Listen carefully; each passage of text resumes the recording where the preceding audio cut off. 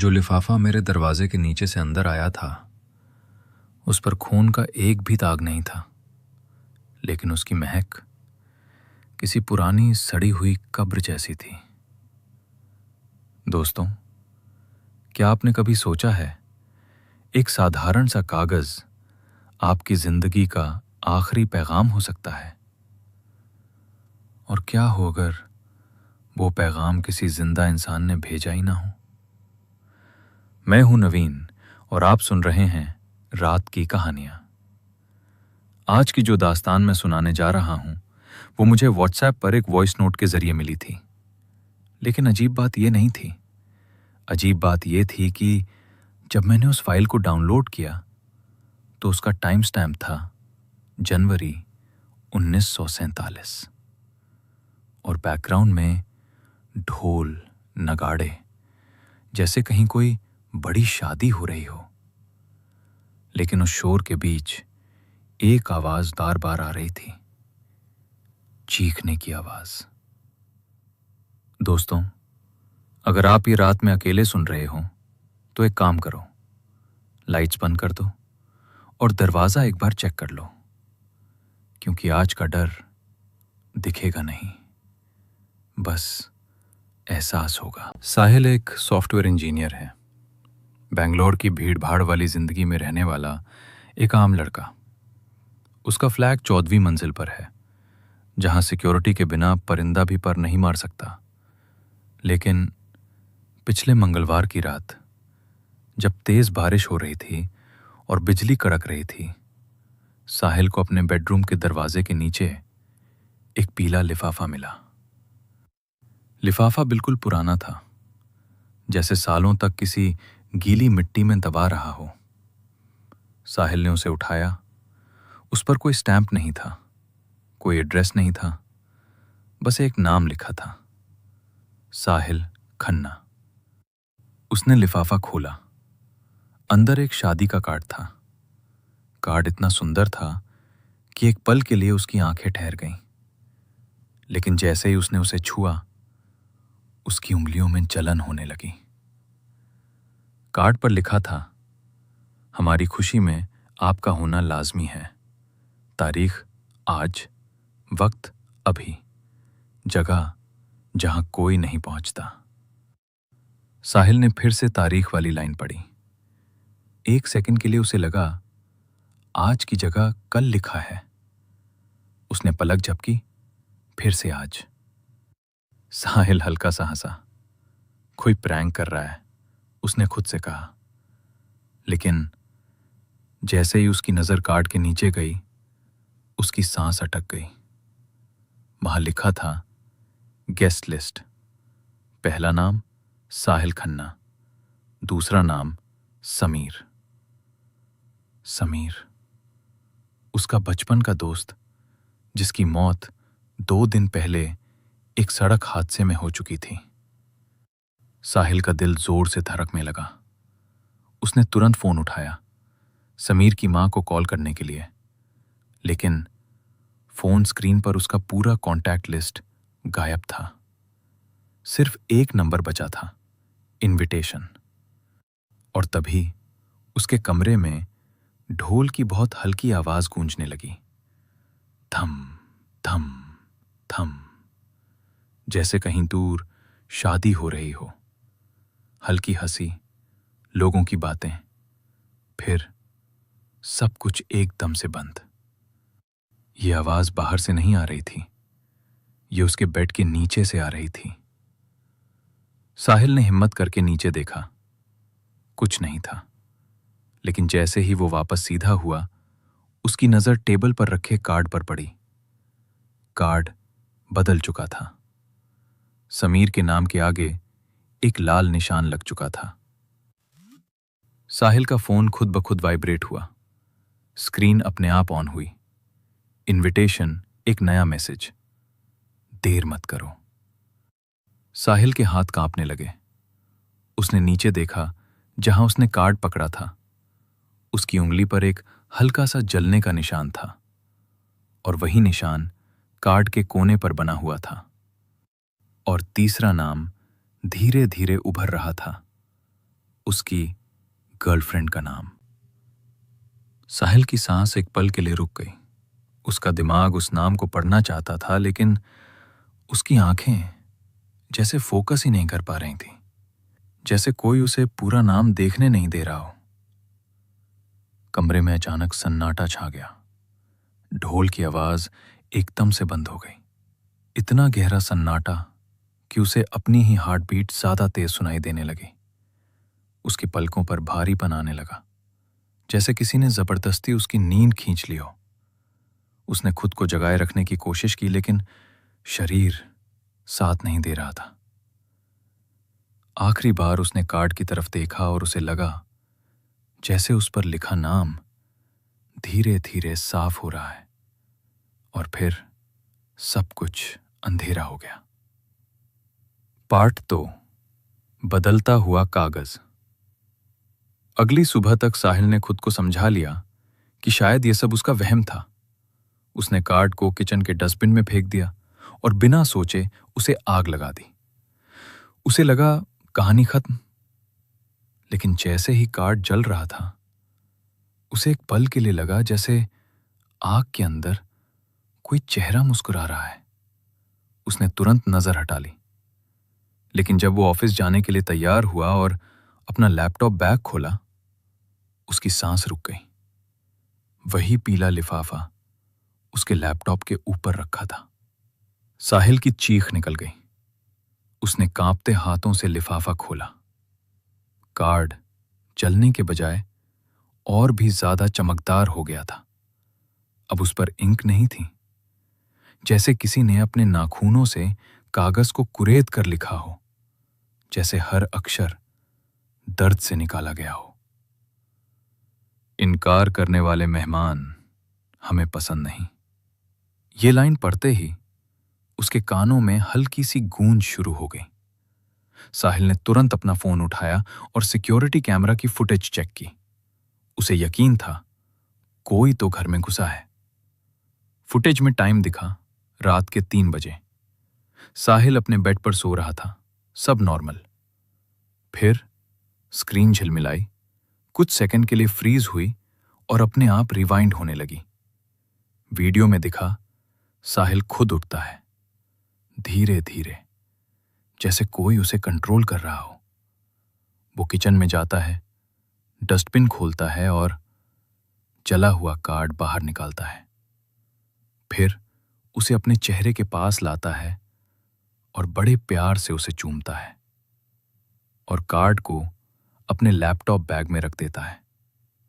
लेकिन सबसे डरावनी बात यह नहीं थी। वीडियो में साहिल की आंखें नहीं थीं। वहां सिर्फ 2 काले गड्ढे थे और उन गड्ढों के अंदर कुछ हिल रहा था, और बैकग्राउंड में वही ढोल की आवाज, धम धम धम। अब ढोल के साथ हल्की हंसी की आवाज भी आ रही थी, जैसे कहीं शादी सच में चल रही हो। फिर सब कुछ एकदम से बंद। साहिल ने डर के मारे कार्ड को फाड़ने की कोशिश की, लेकिन वो कागज नहीं था, किसी चमड़े की तरह लचीला और अजीब सा जिंदा। उसने कार्ड को पलटा और जम गया। उस पर उसका सिग्नेचर था, बिल्कुल वैसा ही जैसा वो बैंक में करता है। उसे याद नहीं था कि उसने ये साइन कब किया, और उसके नीचे एक वार्निंग उभर आई, अगर नहीं आए तो हम आ जाएंगे। ब्ज़्ज़। साहिल का फोन खुद ब खुद वाइब्रेट हुआ। स्क्रीन अपने आप ऑन हुई। इनविटेशन, एक नया मैसेज, देर मत करो। साहिल के हाथ कांपने लगे। उसने नीचे देखा, जहां उसने कार्ड पकड़ा था उसकी उंगली पर एक हल्का सा जलने का निशान था, और वही निशान कार्ड के कोने पर बना हुआ था। तभी कमरे की हवा भारी होने लगी, जैसे सांस लेना मुश्किल हो रहा हो। दीवारों पर हल्की हल्की दरारें पड़ने लगी, प्लास्टर गिरने लगा, धूल नीचे गिरने लगी, और धीरे धीरे दीवारें अब किसी पुराने किले की मिट्टी जैसी लगने लगीं। जैसे उसका घर धीरे धीरे किसी और जगह में बदल रहा हो। साहिल ने तय किया कि वो ये शहर छोड़कर भाग जाएगा। बस अब यहां एक सेकंड भी नहीं रुकना, उसने धीरे से खुद से कहा। उसने अपनी कार निकाली और जीपीएस पर अपने गांव का एड्रेस डाला। स्क्रीन एक सेकंड के लिए ब्लिंक हुई, जैसे सिस्टम रिस्पॉन्ड करने से पहले सोच रहा हो, लेकिन जीपीएस ने रास्ता दिखाने से मना कर दिया। स्क्रीन पर सिर्फ एक ही लोकेशन फ्लैश हो रही थी, द वेन्यू। हर फ्लैश के साथ स्क्रीन थोड़ी सी डिस्टॉर्ट हो रही थी, जैसे कोई नाम को जोर से दिखा रहा हो। रास्ते में उसे समीर दिखा, वही दोस्त जो मर चुका था। कार के हेडलाइट्स उस पर पड़ते ही एक सेकंड के लिए उसका शैडो दो अलग डायरेक्शंस में गया। समीर सड़क के बीच खड़ा था। उसने वही कपड़े पहने थे जो उसने अपनी मौत के वक्त पहने थे। साहिल ने ब्रेक मारी। टायर्स घिसने की आवाज खामोशी को चीर गई। समीर, तू जिंदा है? साहिल ने हांफते हुए पूछा। उसकी आवाज थोड़ी एको हुई, जैसे सड़क सीधी नहीं, खाली हो। समीर ने मुड़कर देखा। उसका चेहरा बिल्कुल सपाट था, कोई नाक नहीं, कोई मुंह नहीं, सिर्फ एक स्मूथ सरफेस। लेकिन फिर भी उसमें एक्सप्रेशन था। उसने अपना हाथ उठाया और एक पीला कार्ड दिखाया। कार्ड हल्की सी चमक रहा था, जैसे उसके अंदर कोई रोशनी जल रही हो। उस कार्ड पर साहिल का नाम अब सबसे ऊपर था। समीर की आवाज साहिल के दिमाग के अंदर गूंजी। भाई, वो लोग इंतजार कर रहे हैं, खाना ठंडा हो रहा है। उस लाइन के बाद साहिल के कान में हल्की सी शादी की शहनाई सुनाई देने लगी। साहिल ने कार रिवर्स की और भागने लगा। स्टीयरिंग उसके हाथ में कांप रहा था, जैसे कार भी रेजिस्ट कर रही हो। लेकिन रास्ता कभी खत्म ही नहीं हो रहा था। वो जिस भी गली में मुड़ता, वही शादी का पंडाल दिखाई देता। हर बार पंडाल थोड़ा और पास लगता, जैसे वो उसकी तरफ खिंच रहा हो। हर जगह पीले रंग की लाइट्स लगी थीं, लेकिन उन लाइट्स में से रोशनी नहीं, अंधेरा निकल रहा था। जैसे लाइट नहीं, अंधेरा चल रहा हो। उसने देखा कि सड़क पर चलने वाले लोग अजीब थे। सबने बहुत महंगे कपड़े पहने थे, लेकिन उनके पैर उल्टे थे। उनके कदम की आवाज नहीं आ रही थी, सिर्फ हल्की सी घिसने की साउंड। वो एक दूसरे को पहचान नहीं रहे थे, बस एक ही दिशा में रोबोटिक तरीके से चल रहे थे। और सबके सर हल्की सी झटकों में एक ही रिदम में हिल रहे थे। साहिल ने अपनी कार रोकी और एक आदमी से रास्ता पूछा। उसका हाथ स्टीयरिंग से छूट ही नहीं रहा था, जैसे डर उसकी मसल्स जैम कर रहा हो। उस आदमी ने जैसे ही गर्दन घुमाई, साहिल का कलेजा मुंह को आ गया। उस आदमी की आंखों की जगह दो जलते हुए कोयले थे। उन कोयलों से हल्का सा धुआं निकल रहा था। उसने साहिल से कहा, आप थोड़ा लेट हैं, दूल्हा नाराज हो जाएगा। उसकी आवाज सीधा कान में नहीं, अंदर तक महसूस हुई। साहिल ने कार का शीशा ऊपर किया। उसने लॉक बटन दबाया, लेकिन लॉक का साउंड 2 सेकंड लेट आया। लेकिन तभी उसे एहसास हुआ कि उसकी कार की पिछली सीट पर कोई बैठा है, जैसे वेट शिफ्ट हुआ हो। मिरर में देखा तो वहां वही पीला लिफाफा रखा था, लेकिन अब वो थोड़ा सा फूला हुआ लग रहा था। लिफाफा अपने आप खुल रहा था, धीरे धीरे, बिना किसी आवाज के। अंदर से एक आवाज आई, पहले हल्की सी सांस, फिर लफ्ज। हमने कहा था ना, अगर तुम नहीं आए तो हम आ जाएंगे। आखिरी लफ्ज बिल्कुल उसके कान के पास सुनाई दिया। साहिल ने डर के मारे अपनी दोनों आंखें बंद कर ली। उसका दिल इतनी तेज धड़क रहा था, जैसे सीने से बाहर निकल जाएगा। साहिल की आंख खुली तो वो एक बहुत बड़े मैदान में था। ठंडी हवा उसके कानों के पास से गुजर रही थी, लेकिन उस हवा में एक अजीब सी बदबू घुली हुई थी।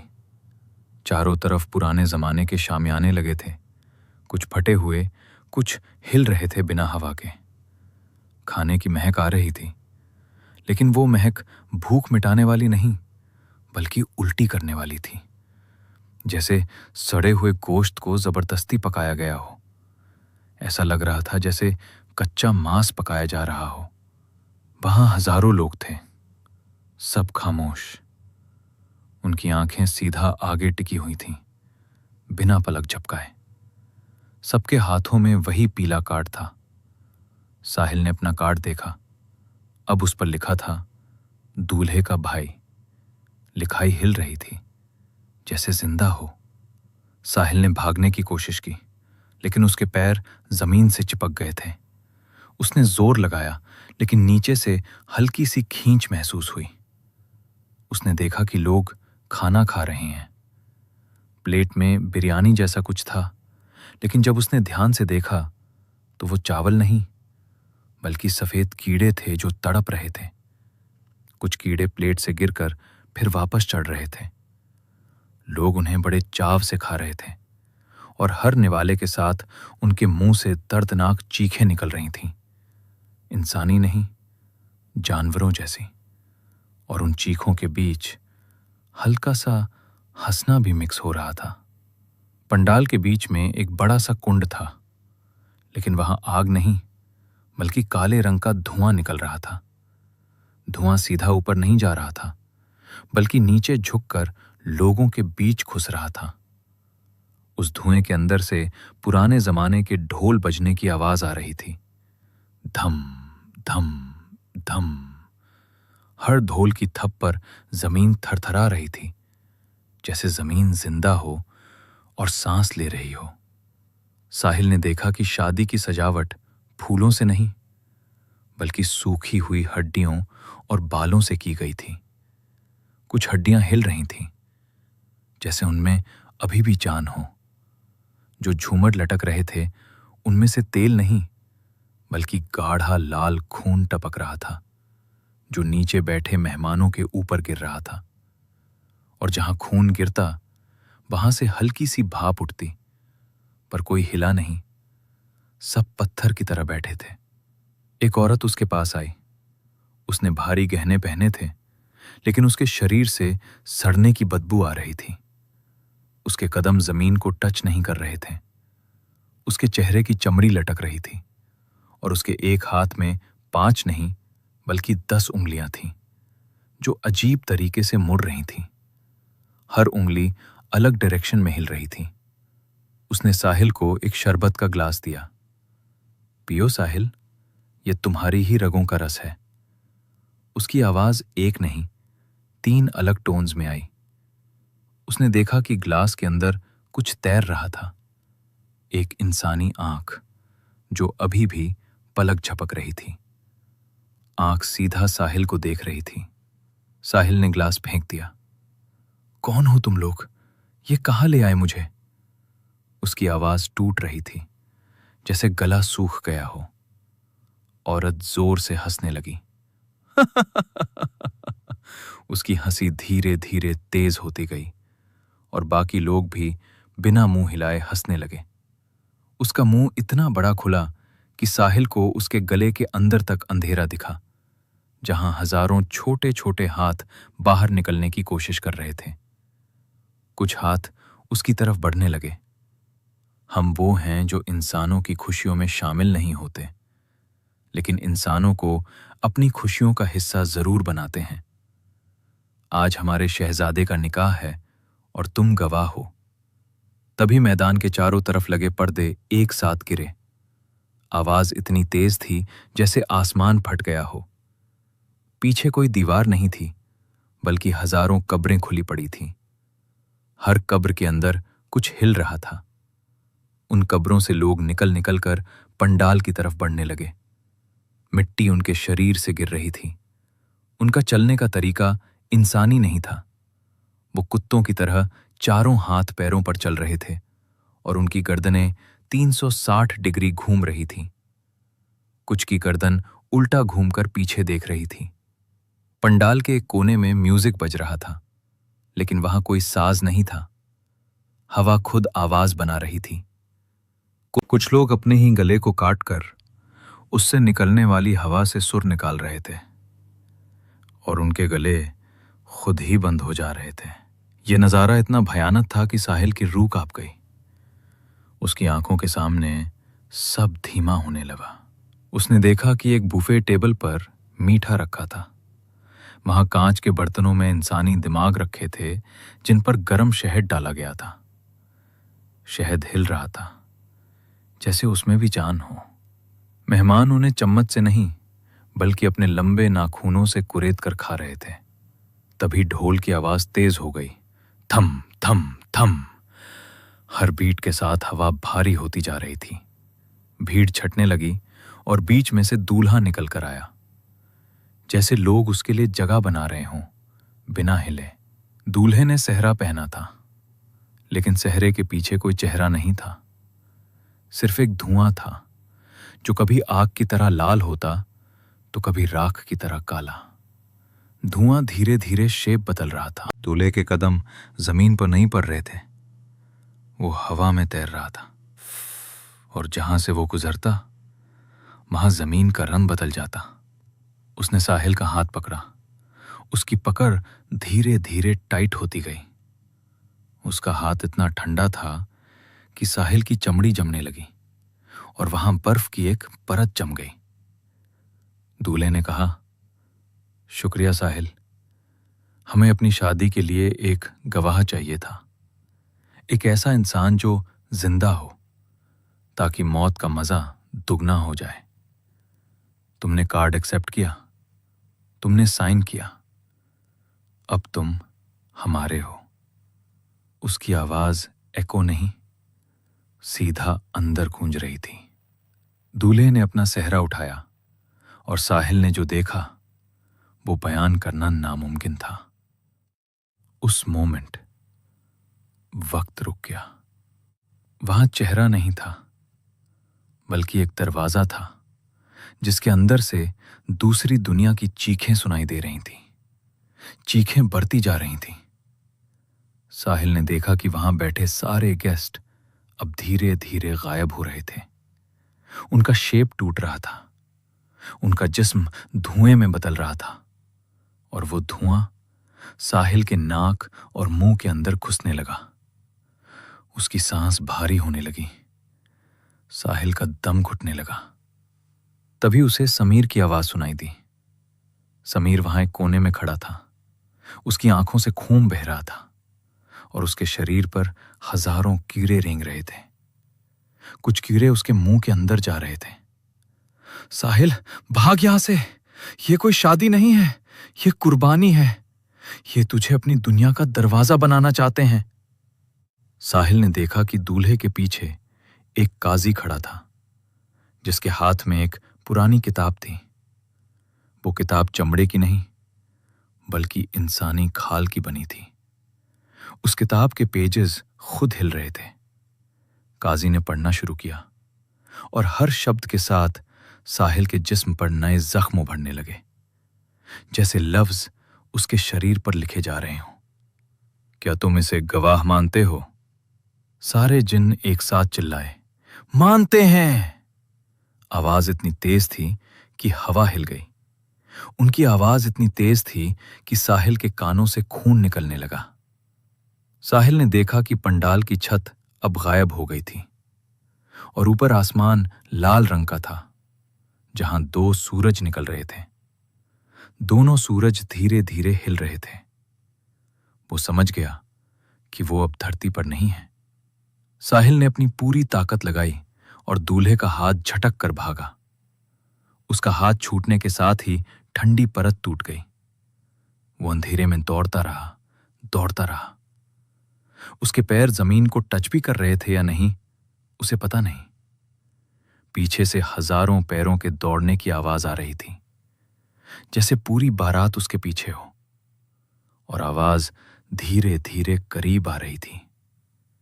वो लोग हंस रहे हैं, चीख रहे हैं और उसे पुकार रहे हैं, भाईजान रुकिए, अभी तो रुखसती बाकी है। साहिल ने अपनी पूरी ताकत लगाई और दूल्हे का हाथ झटक कर भागा। वो अंधेरे में दौड़ता रहा, दौड़ता रहा, जब तक कि वो गिर नहीं गया। जब वो उठा तो वो अपने फ्लैट के बालकनी में खड़ा था। सुबह हो चुकी थी। सूरज की रोशनी देखकर उसने चैन की सांस ली। शायद ये सब एक बुरा सपना था, उसने सोचा। उसने अपने गले को छुआ। वहां दूल्हे के पकड़ने के निशान अभी भी नीले पड़े हुए थे। वो डर कर अंदर भागा। उसने अपना फोन चेक किया। फोन पर एक वीडियो मैसेज आया था। सेंडर था द ग्रूम। साहिल ने कांपते हाथों से वीडियो प्ले किया। वीडियो में वही मैदान था, वही शामियाने थे, लेकिन अब कैमरा साहिल की तरफ था। वीडियो में साहिल एक अजीब सी भाषा में मंत्र पढ़ रहा था और उसने एक आग के कुंड में अपना ही खून बहाया था। तभी वीडियो में एक भारी गूंजती हुई आवाज आई। इंसानों की दुनिया में मौत होती है, पर हमारी दुनिया में सिर्फ निकाह होता है। हम जिन्न हैं साहिल, और तुमने हमारी शादी में गवाह बनकर हमारे साथ एक समझौता कर लिया है।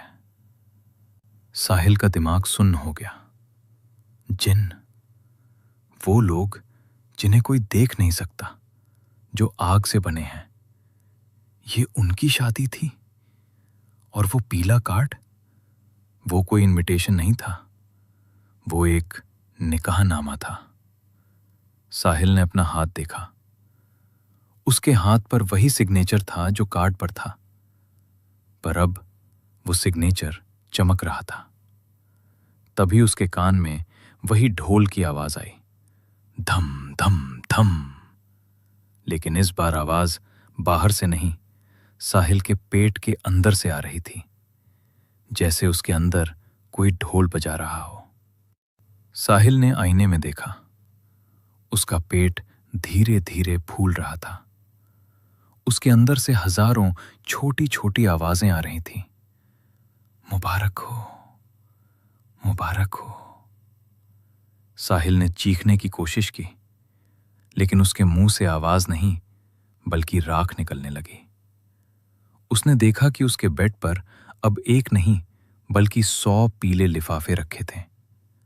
हर लिफाफे पर उसके दोस्तों और रिश्तेदारों का नाम था, जिनने अपनी शादी पूरी कर ली थी और अब उन्हें बाराती चाहिए थे। दोस्तों, ये कहानी सिर्फ एक स्क्रिप्ट नहीं है। साहिल का वो फोन आज भी बेंगलोर के उस बंद फ्लैट में बज रहा है, और सबसे अजीब बात, उस फोन को कोई उठाता नहीं, फिर भी कॉल कभी कट नहीं होती। और अगर आपको लगता है कि आप सुरक्षित हैं, तो जरा अपने दरवाजे के नीचे देखिए। हाँ, अभी इसी वक्त क्या वहां कोई पीला लिफाफा तो नहीं? या शायद वो अभी धीरे धीरे अंदर सरक रहा हो।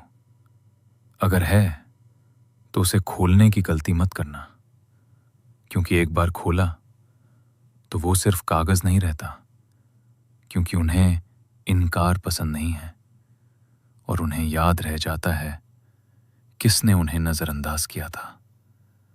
और अगर आपने इसे इग्नोर किया तो शायद अगली रात की कहानियां आपके ही घर से शुरू हों, और शायद नरेटर भी आप ही हों। वीडियो को लाइक करके अपनी मौजूदगी दर्ज करें, ताकि वो समझ सकें कि आपने उनका इनविटेशन स्वीकार कर लिया है। कहीं वो ये ना समझ लें कि आपने उनका इनविटेशन देखा ही नहीं। सब्सक्राइब कर लीजिए, ताकि जब वो आपके पास आएं तो मैं आपको पहले ही चेतावनी दे सकूं, या शायद मैं पहले ही देर कर चुका हूं।